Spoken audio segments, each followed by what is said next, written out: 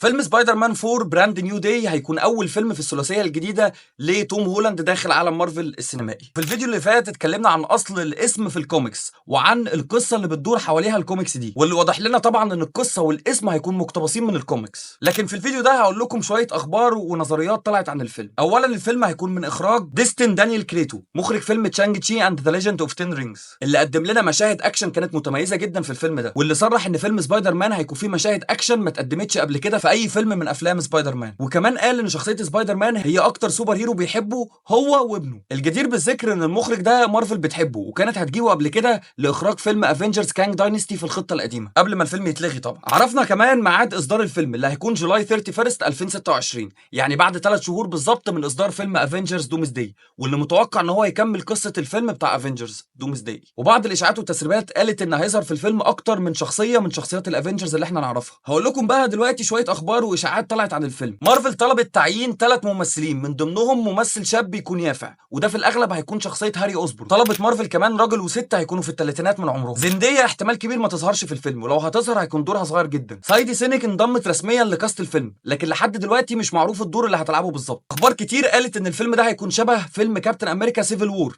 لكن الخاص بالسبايدر فيرس. في الاغلب شرير الفيلم ممكن يكون انثى، ومن الوارد ظهور شخصيه ذا كاميليون. احتمال كبير ووارد جدا ظهور شخصيات ذا ديفندرز في خلال الفيلم، لان بشكل كبير الفيلم هيكمل احداث مسلسل دير ديفل بورن اجين سيزون 2 اللي لسه هينزل السنه اللي جايه. احتماليه مشاركه توم هولاند في خلال فيلم افنجرز دومز داي قليله جدا، لان الفيلم زي ما قلت لكم هينزل بعد دومز داي على طول. وارد جدا ان احداث الفيلم تدور في داخل كون الباتل وورلد. اخيرا قول لنا رايك وتوقعاتك للفيلم ده، ولو بتحب مارفل ما تنساش اللايك والفولو.